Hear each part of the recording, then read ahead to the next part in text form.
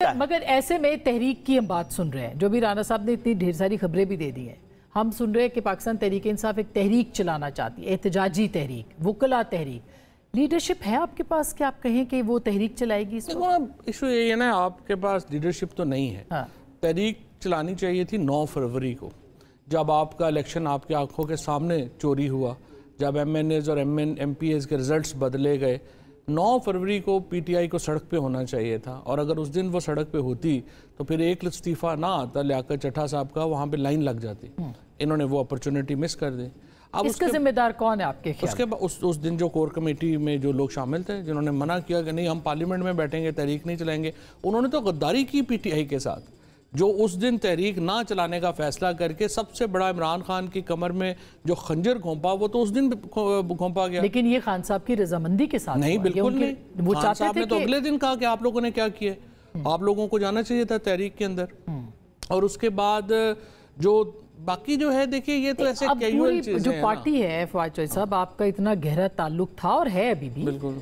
आपको लगता है कि ये हाईजैक नहीं हो गई? बहुत से लोग आपकी जमात में कह रहे हैं वकीलों ने हाईजैक कर लिया, कुछ लोग कह रहे हैं कि जो छुपे हुए हैं सोशल मीडिया के ऊपर है वो हाईजैक करके बैठे हुए हैं। पार्टी तो एस्टैब्लिशमेंट ने खत्म कर दिया ना, उन्होंने हम सबको ठुड्डे मुक्के मार के फारिग कर दिया, हमें इलेक्शन ही नहीं लड़ने दिया, सारे जो लोग थे हम फारिग हो गए। अब उसको रिप्लेस करने के लिए अब इमरान खान ने उसको बड़ा इफेक्टिवली ये किया कि उसको पार्लियामेंट्री फॉर्म से वो बन गई है प्रेसिडेंशियल फॉर्म के ऊपर। अब ये जो सारे लोग हैं ना, ये फॉरवर्ड ब्लॉक वगैरह जो आप कहते हैं, PTI की कोई हैसियत नहीं है। आज इमरान खान को ये कह देंगे फारूक हो जाएंगे, उनके नए बंदे आ जाएंगे। चूंकि पार्टी ऐसा रही नहीं, तो फिर तो तहरीक भी नहीं चल सकती अगर देखा जाए। खान साहब तहरीक में तो प्रॉब्लम्स यही है ना कि तंजीम उस तरह से, JUI आपको क्यों चाहिए, आपको वकला क्यों चाहिए, क्योंकि उनके पास तंजीम है, PTI के पास वोट है। आप तहरीक चलाने के लिए, जैसे फॉर एग्जांपल ये जो बांग्लादेश में आया है ना ये स्टूडेंट्स का, वो इसलिए आया है कि स्टूडेंट्स की नीचे तक ऑर्गेनाइजेशंस थी, स्टूडेंट ऑर्गेनाइजेशन बांग्लादेश में अलाउड थी, और वो एक पूरी तहरीक जो है वो लेके आगे बढ़े हैं। अब ये अगर दूसरा इसमें एक प्रॉब्लम है, अगर तंजीम के बगैर तहरीक चले ना, फिर वो हाईजैक हो जाएगी पंजाब में एक्सट्रीमिस्टों के हाथ और KP और बलूचिस्तान में अल्ट्रा नेशनलिस्टों के हाथ। लेकिन ये काबिलियत तहरीक इंसाफ के पास तो नहीं है कि वो तहरीक चला सके फिलहाल, खान साहब की अदम मौजूदगी में, क्योंकि क़यादत भी मौजूद नहीं है। नहीं, ये असल में अगर ये जो लॉयर्स वाला हुआ है, जो ये JUI है, GDA है, जमात इस्लामी है, अगर ये अलाइंस बन जाए फिर तो खैर बड़ी है, क्योंकि लोग तो बहुत तंग हैं, लोग तो इस हुकूमत से खुश नहीं है। लेकिन क्या आपको लगता है राना साहब के तहरीक इंसाफ कोई तहरीक चला सकती है? जो कल गंडापुर साहब ने कहा अब हम आएंगे तो अब हम रुकेंगे नहीं, अब हमारे हर जगह से लोग आएंगे, एक बात। और क्या अब बुशरा बीबी साहिबा की जो रिहाई हुई है वो भी एक क़यादत के तौर पर सामने आ सकती है?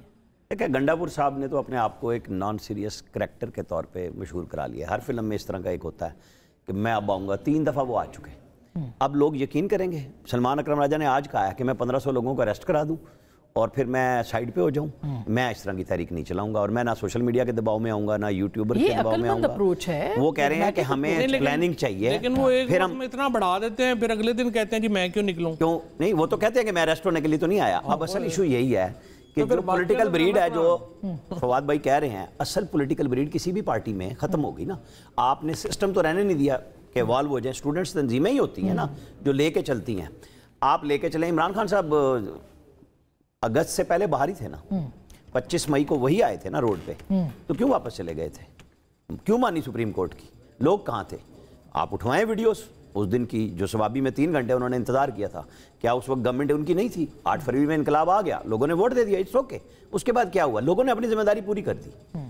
अब तो हर बंदा तहरीक नहीं चल सकती अगर मेरे साहब में ना ये वकील चलाएंगे। ये सारे बयानात हैं सुप्रीम कोर्ट बार के, और इनके ये जानते हैं उसके इलेक्शन होने जा रहे हैं ना अब फौरन, तो ये धुआंधार तकरीरें शकरीरें ये वो, बस उसके बाद फिर आपको मैं बताऊं जज भी लगने हैं जहाँ पे असल मसला है। और वो कौन लगाएंगे?